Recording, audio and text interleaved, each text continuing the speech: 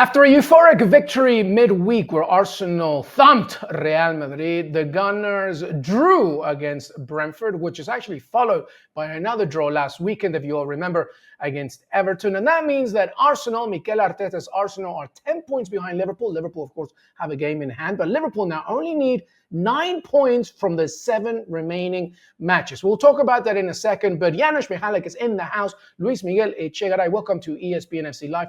Janusz, initial reaction here as Arsenal draw with Brentford. Would you say this was a hangover from the euphoria of the Real Madrid match or something that has been ongoing throughout the season? No, in this particular case, it's Real Madrid. I mean, any result here doesn't change the task that faces Arsenal. And with that win, I mean, in a way, historic win for them,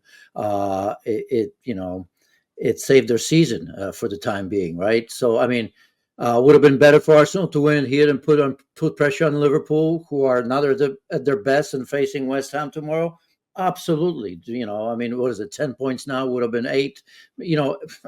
Anything's possible. We can say that, but it's not realistic. I think, as a player, truthfully, I would say that they sort of knew they wanted to stay healthy. I think Mikel Arteta knew, obviously, making 5 changes that, in order to save the season to a degree for Arsenal, they have to get through Real Madrid, right? I mean, it looks still to me, if I had to be honest, even if they get through Real Madrid, that there's going to be a season without a trophy. But at least you have something to look forward to.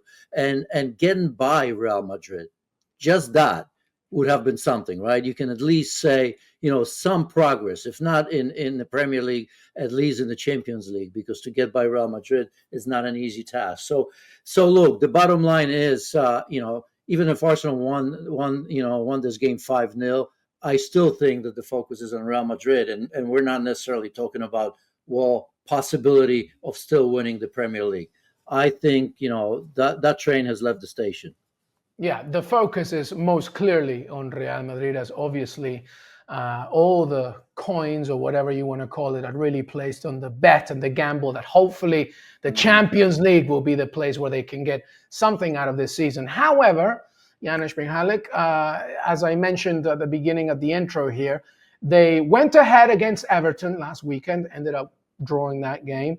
It wasn't the only result this season where we have seen Arsenal dominate in possession, dominate in shots, dominate in sequences, and yet they come out not necessarily always empty-handed, but not full 3 points. And today was another one. And I take your point. Obviously, the bigger focal point right now is on that second leg at the Bernabeu. But would you say that today you saw some things that perhaps Arteta really has to think about for 25-26? And we've talked about they need a striker, but really other components here where they allow other teams to come into the game. Yeah, of course. But I think that's going to be in the summer, right? I mean, you can't not, no Mikel Merino. If he was today, I mean, he seems to be scoring goals. Not the central striker they desire.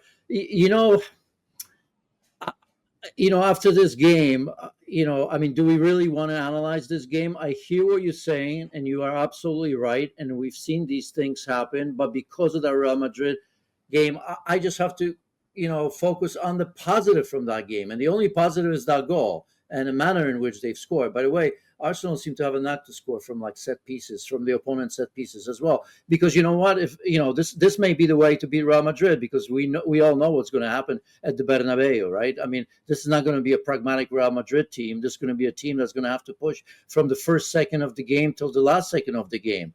But what we saw was, I don't know about you, but that's a picture perfect a break, isn't it? Starting from Raya, of course, Declan Rice, who continues to show that he's as elite as any midfielders in the world right now, because that run itself, it wasn't just the run, but how long he kept, he made sure that there is an opening, that Thomas Partey is in the best position possible to commit a defender and all of that. So yeah, we're talking about 2 free kicks against Real Madrid, but he continues to show that he's an absolute leader of this team, in my opinion. Out of all of them, for me, he should be a captain of this team, and perhaps will be. Who knows? But so you almost have to look at that, because I think we've dissected what this team needed. Aside from the injuries that they've had, there's certainly spots that they have to strengthen, because as we said, I mean, we're looking at a very good possibility of this Arsenal team without a trophy this season, and that in itself is not progress. Yeah, a very good call to give Declan Rice his flowers after the tremendous performance against Real Madrid. You're right, that goal was wonderful. And now, by the way, the midfielder has been involved in 16 goals in 44 matches in all competitions this season, which, by the way, is his joint best return in a single campaign. And, just echoing your point, which, just signifies just how important Declan Rice is as a player, as a leader, as somebody that influences. So, yeah, absolutely there. But, all right, a little bit on Brentford here. I mean, we always know what we're getting from a Thomas Frank organized team, right? They were always going to be a difficult side to beat. And, this could be the season where all the way up to 9th, even 10th might get you a European place. How did you see Brentford today? Specifically because playing away from home, trying to get some victories against an Arsenal side that was just beating Real Madrid. How did you see Brentford today on Thomas Frank's side? Well, I mean, I thought they were pretty soundly dominated in the first half by Arsenal, an Arsenal team that didn't really have super intensity, but I thought played well. This game, when I think today about Brentford, I think of Christopher Ayer because Right. I mean, in terms of some of the blocks, and the one on Martinelli, Martinelli's first touch was tremendous. But if you remember in that first half where I felt they were dominated, he had that chance early that Raya saved as well. And in the second half, he was so strong for them defensively. It wasn't, the best Brentford team by any means, but they're just difficult, right? So nothing special. Mbomo, not a special game. He's having a very, very good season. What is it, 15 Premier League goals now for him as well. So, I, you know, I, I can't say too much about Brentford other than the fact that they are a very difficult team to play against. Because I mean, today they didn't show anything special.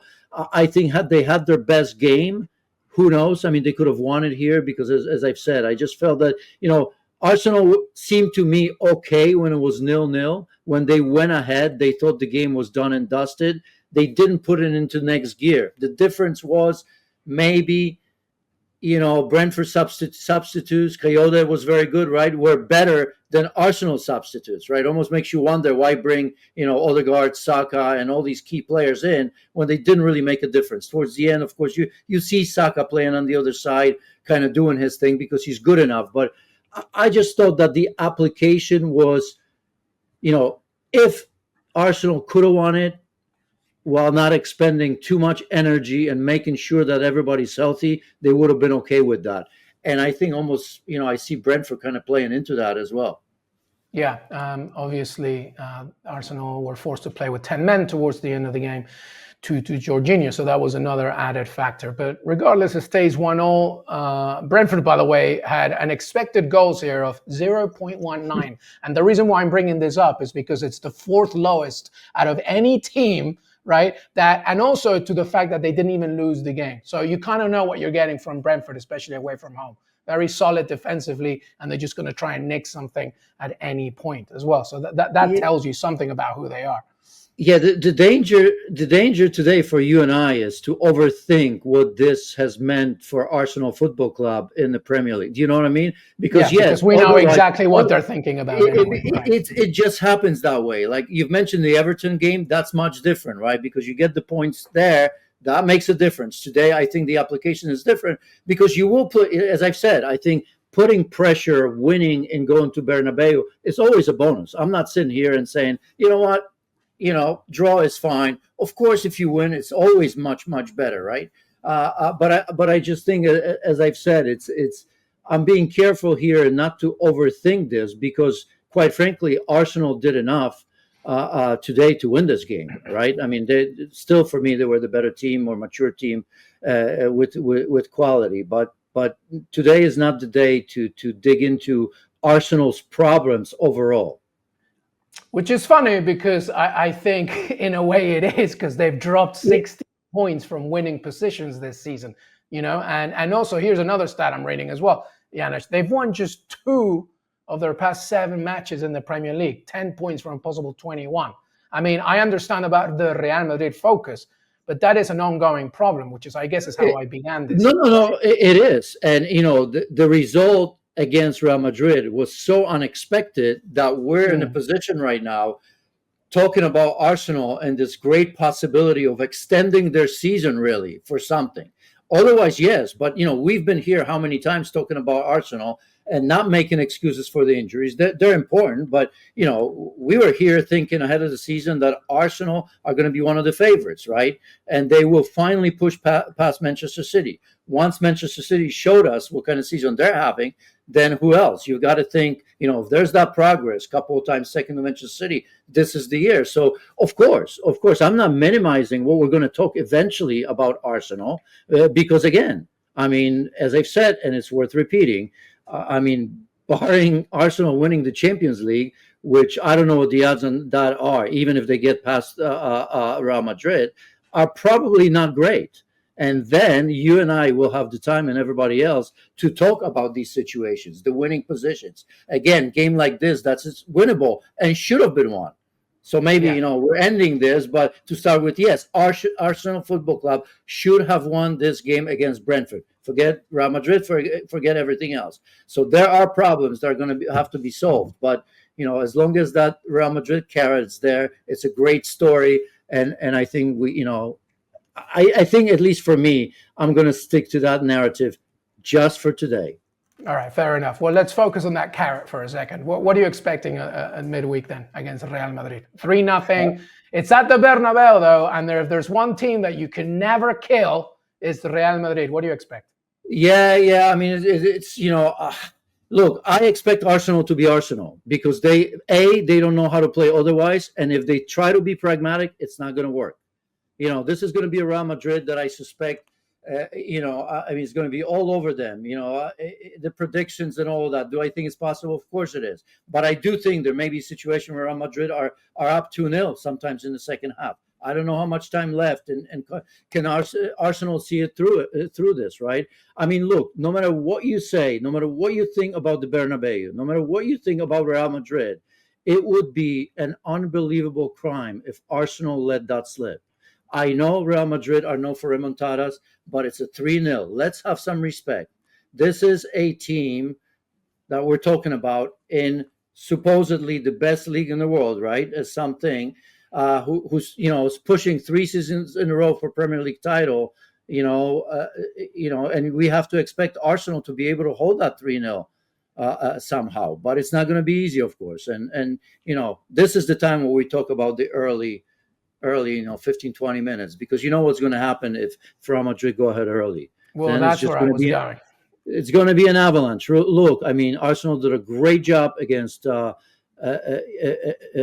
Madrid and the front three, but Kylian Mbappe, Rodrigo, Vinny Jr., Jude Bellingham are not going to have a bad game like this again. It's just impossible.